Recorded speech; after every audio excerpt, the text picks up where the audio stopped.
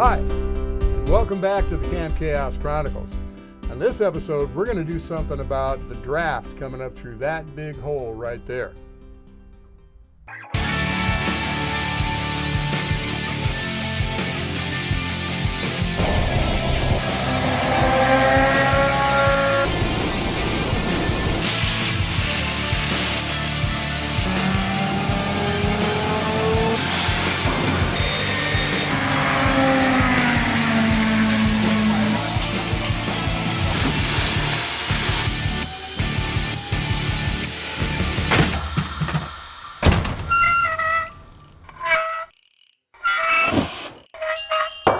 Dang it. Well, hopefully this will be the last time we see this for a while. I double-checked the measurement on the throwout bearing in terms of its thickness, and that is correct. And it fits perfectly on the bearing tube that comes out of the front of the transmission, so that's great. But if you remember from the last video, this locating tab right here, which is supposed to be out here, would have been right about there. So what I did is I made this piece of 6061 aluminum billet in the form that I needed it, and it looks perfect. And I also included one of these little mounting clips that you find underneath most Jaguars for fuel lines and brake lines and that sort of thing. It's not real tight. These things are free to move. And the reason that I'm doing this is so I don't want to have chafing of the lines on the edges of the hole, which they would be resting against if I did not do that. And another thing is I don't want these lines to get pinched in between the transmission and the bell housing. I've done that before. Not a good thing. By the way, even though you'll notice that it is cranked over to the side a little bit, the top of the top line right here, it's high enough up where it'll bleed. All the air around in here is going to go up to this point, and you'll see that I've got the bleed line marked in red, which is not a bad idea. And while, you know what, I could have probably called up Tilton and given them a hard time about this, but you know what, they're a good company. And it was an honest mistake. And you know what? Had they, under the best of circumstances, had one in stock for this and mailed it out, that would have cost me a week. And this is perfectly fine. Now, if you decide that you're going to be scrounging your own parts, this is the sort of thing you have to do. You may find that this throwout bearing is too big for the tube coming out of the transmission. You're going to have to machine a bushing to go over that, which is what I had to do on the original front cover. But you know, it's kind of fun to do if you've got the time to do it. Well, here we've got our little buddy ready to go back in the car. You can see that I've added some length to the hoses. This is the original length. The throwout bearing came with two hoses attached, which are intentionally short, and then you add a couple of couplers and lines that are necessary to get this where the ends of these where you want it to go. And this is the stock length, the one that I had in there. I had to add 16 inches of that. I added 20 inches to this one so I can get that bleed valve up higher, and it's a little more convenient to work with. So we got it on our transmission jack, which is one of the truly great inventions of the 20th century. And we're getting ready to put this thing under the car.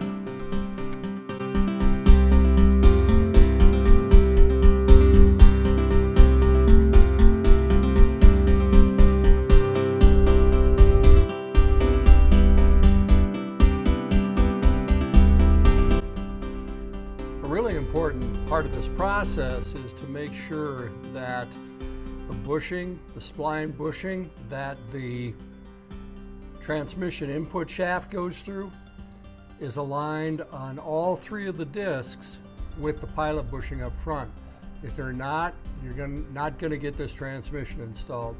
And what you do is you use one of these tools, which is a plastic facsimile of the input shaft of the transmission. You would use this when you're assembling the clutch on the flywheel, and that's the way it looks when it's done right. And even then, you want to make sure that as you are assembling the clutch, that it's centered on these fingers right here, because it will move up and down. There's a certain amount of play in this. If you've got a single disc clutch, you might be able to get lucky and not have to use one of these. You can eyeball it. But with a multi-disc clutch with 3 discs, not only do they have to be concentric, but all those splines have to be lined up as well. So you gotta have that tool. Otherwise it ain't gonna happen.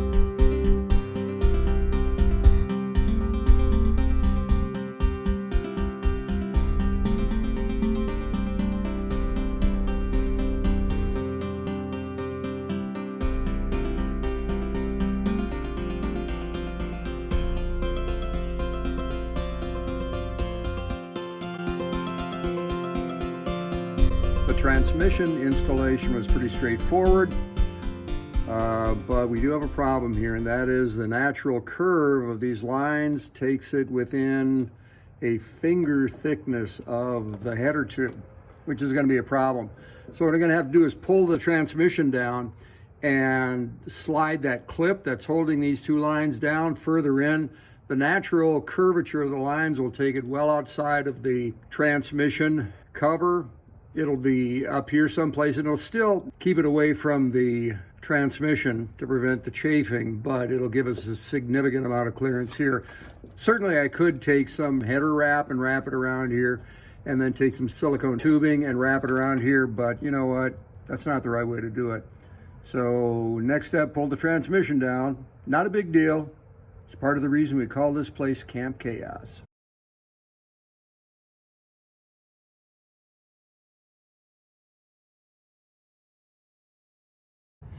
There we go. A dramatic improvement. Now it's time to button this job up.